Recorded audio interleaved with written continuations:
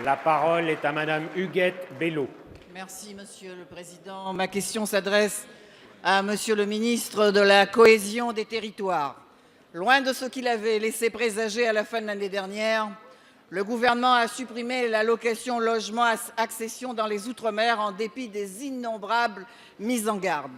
En laissant nos territoires à l'écart du dispositif, certes transitoire, prévu à l'article 126 de la loi de finances pour 2018, des milliers de ménages, parmi les plus modestes, devront abandonner leur rêve de devenir propriétaires ou le projet de réhabiliter leur maison. Violente pour les familles, cette suppression est aussi catastrophique pour les entreprises. Non pas les majors, mais les petites entreprises artisanales du BTP qui se sont spécialisées dans ce secteur. À La Réunion, 300 petites entreprises sont menacées et pas moins de 1000 emplois directs. En opposition totale avec notre dispositif spécifique de LES, cette décision signe la fin de l'accession sociale et très sociale. Elle tourne aussi le dos à la lutte contre l'habitat indigne et compromet le développement des parcours résidentiels pourtant érigés au rang des priorités du plan logement outre-mer, sans compter la pression accrue qu'elle fait peser sur la demande de logements locatifs sociaux. Elle remet en cause les politiques de maintien à domicile des personnes âgées dont les logements ne pourront plus être mis aux normes et adaptés à leurs besoins.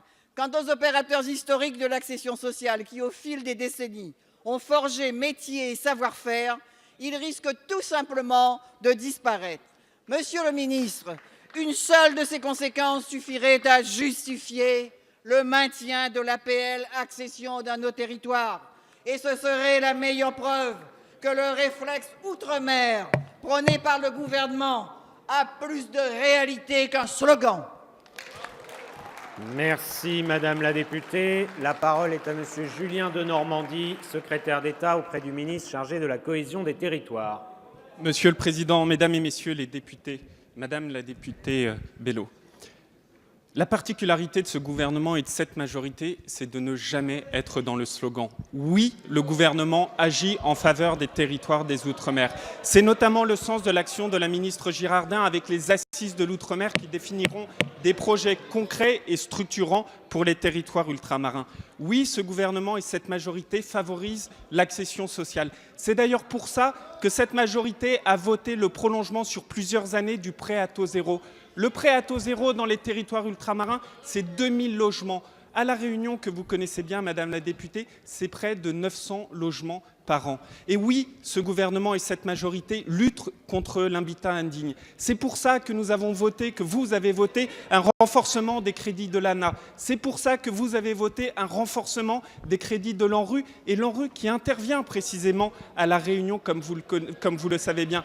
Et c'est pour ça aussi que ce gouvernement prendra des mesures drastiques pour lutter contre les marchands de sommeil, ces trafiquants de misère qui demain devront avoir les mêmes sanctions financières que les trafiquants de drogue. Et enfin, oui, Madame la députée, ce gouvernement prend en compte la spécificité des territoires et notamment des territoires ultramarins. Parce que, comme vous le savez, Madame la députée, la réforme sur la réduction des loyers de solidarité ne concerne pas les territoires ultramarins.